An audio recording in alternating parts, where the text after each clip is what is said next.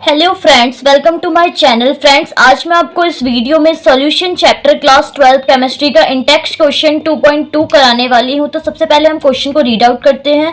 Calculate the mole fraction of benzene in solution containing 30% by mass in carbon tetrachloride. हमें बच्चों क्या calculate करना है? हमें मोल फ्रैक्शन कैलकुलेट करना है। हमें क्या करना है? मोल फ्रैक्शन कैलकुलेट करना है बेंजीन का। मोल फ्रैक्शन ऑफ बेंजीन हमें कैलकुलेट करना है। ओके और हमें 30% by mass in carbon tetrachloride और हमें 30% बाय मास दे रखा है बेंजीन का सॉल्यूशन में। ओके तो सबसे पहले आप ये जान ले, जब भी हमें किसी चीज की परसेंटेज दे रखी हो, तो आपको लेट क्या करना है? हमारे पास जो सॉल्यूशन रहा होगा वो कितना रहा होगा? 100% रहा होगा। सॉल्यूशन कितना रहा होगा? हमारे पास 100% रहा होगा। इसमें से हमें बेंजीन दे रखा है आपको 30%। बेंजीन की परसेंटेज कितनी दे रखी है? 30%। तो हमारे पास CCl4 मतलब कार्बन टेट्राक्लोराइड, जो कार्बन टेट्राक्लोराइड है जिसको हम CCl4 बोलते हैं, उसकी हमारे पास परसेंटेज कितनी हो जाएगी? उसकी हो जाएगी हमारे पास 70%। बाय फॉर्मूला, ये वाला फॉर्मूला अप्लाई करेंगे हम। Total solution equals to solvent plus में सॉल्यूशन प्लस में सॉल्यूट।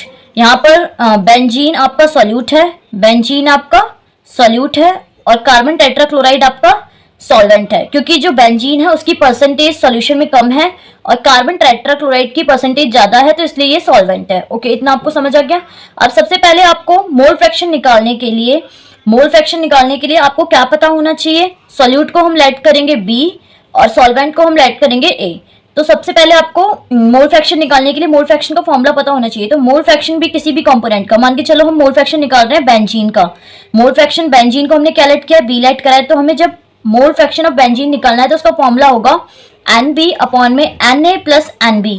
तो जहां पर ये NB और Na है वो क्या है? NB है हमारे पास number of moles of solute, और Na है हमारे पास number of moles of solvent. Okay, तो सबसे पहले हम नंबर ऑफ मोल्स निकालेंगे, तो number of moles of solute निकालेंगे। सबसे पहले जब हम NB कैलकुलेट करेंगे तो उसका हमारे पास फॉर्मूला होता है WB अपॉन में MB। WB होता है हमारे पास गिवन वेट। तो हम यहाँ पे कैलकुलेट किसका कर रहे हैं? बेंजीन का, क्योंकि बेंजीन हमारे पास सॉल्यूट है। तो बेंजीन का वेट हमें कितना गिवन है? वेट हम लेट कर लेंगे 30 ग्राम अकॉर्डिंग टू परसेंटेज। और बेंजीन का मॉलिक्यूलर वेट कैलकुलेट करेंगे तो मॉलिक्यूलर वेट ऑफ बेंजीन कितना हो जाएगा? बेंजीन का फॉर्मूला होता है C6H6। तो 12 इंटू 6 मल्टीप्लाइड में 1 इंटू 6 इक्वल्स टू 78 ग्राम पर मोल। तो यहाँ पर हम कैलकुलेट करेंगे, इसे डिवाइड करने पर हमारे पास आंसर आएगा।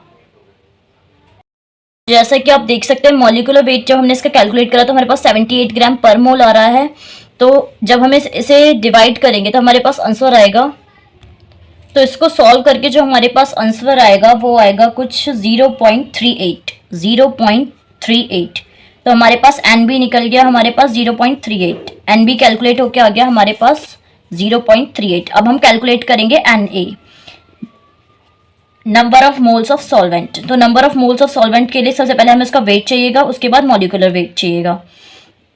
तो हमें CCl4 का वेट दे रखा है 70 ग्राम लेंगे हम यहाँ पर, और मॉलिक्यूलर वेट कैलकुलेट करेंगे। मॉलिक्यूलर वेट कैलकुलेट करने के लिए CCl4, तो कार्बन का मास हमारे पास कितना होता है? 14 मल्टीप्लाई में क्लोरीन का होता है 35.5 मल्टीप्लाइड बाय 4। तो ये हमारे पास आ जाएगा 154 ग्राम पर मोल। कैलकुलेट करने के बाद 154 ग्राम पर मोल, इसे हम यहाँ पुट करेंगे मॉलिक्यूलर मास की जगह, और जब डिवाइड करेंगे तो हमारे पास यहाँ से क्या निकल जाएगा बच्चों? Na निकल जाएगा। क्या निकल जाएगा? Na यहाँ पर हमारे पास निकल जाएगा।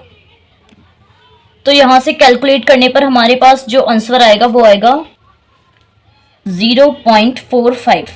तो यहाँ पर हमने NB भी निकाल लिया है हमारा और Na भी कैलकुलेट कर लिया है। तो NB हमारा ये है और Na हमारा ये है। तो अब हम इस पे वैल्यू में पुट करेंगे और मोल फ्रैक्शन ऑफ बेंजीन आसानी से कैलकुलेट कर सकते हैं। तो अब हम नेक्स्ट पेज पे चलते हैं। तो जैसा कि आप देख सकते हैं Na हमारे पास आया था 0.45 एंड NB हमारे पास आया था 0.38। और हमें कैलकुलेट क्या करना था, मोल फ्रैक्शन कैलकुलेट करना था बेंजीन का, मोल फ्रैक्शन कैलकुलेट करना था बेंजीन का। और बेंजीन को हमने क्या लेट किया था फर्स्ट पेज पे, बेंजीन को हमने लेट किया था बी, क्योंकि वो एक क्या है, सॉल्यूट है।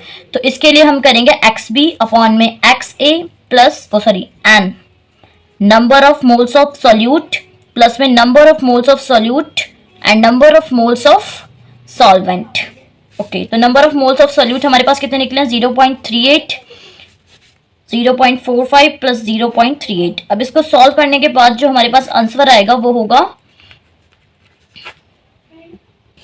अब हम इसे डिवाइड करेंगे एक दूसरे से, तो इसको डिवाइड करने के बाद जो हमारे पास आंसर आएगा वो आएगा 0.46। तो hence mole fraction of benzene is 0.46। तो हमारे पास मोल फ्रैक्शन ऑफ बेंजीन निकल गया। और इसी तरीके से आप चाहो तो मोल फ्रैक्शन ऑफ CCl4 भी कैलकुलेट कर सकते हो। यहाँ आप Na रखोगे, मोल फ्रैक्शन ऑफ सॉल्वेंट, और यहाँ पर Na plus NB, same process है, बस ऊपर का न्यूमरेटर दोनों में चेंज है। यहाँ पर हमने बेंजीन के मोल फ्रैक्शन रखा है, बेंजीन का नंबर ऑफ मोल्स रखे हैं, और यहाँ पर हमने CCl4 के नंबर ऑफ मोल्स रखे हैं। तो CCl4 के हमारे पास नंबर ऑफ मोल्स कितने थे बच्चों, 0.45 अपॉन में हम करेंगे 0.45 प्लस 0.38।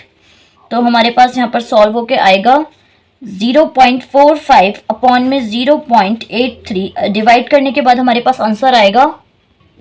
सो इसको कैलकुलेट करने के बाद यहाँ पर हमारे पास आएगा 0.54। ओके, उम्मीद करती हूँ आपको मेरा सॉल्व करने का तरीका पसंद आया हो, मेरी वीडियो पसंद आई हो। अगर आपको मेरी सॉल्विंग का तरीका पसंद आया तो प्लीज़ मेरे चैनल को लाइक, सब्सक्राइब एंड शेयर ज़रूर करें, और कमेंट करके ज़रूर बताएं आपको वीडियो कैसी लगी। इसी तरीके की एजुकेशनल वीडियो पाने के लिए प्लीज़ चैनल को सब्सक्राइब ज़रूर करें। थैंक यू, जय श्री।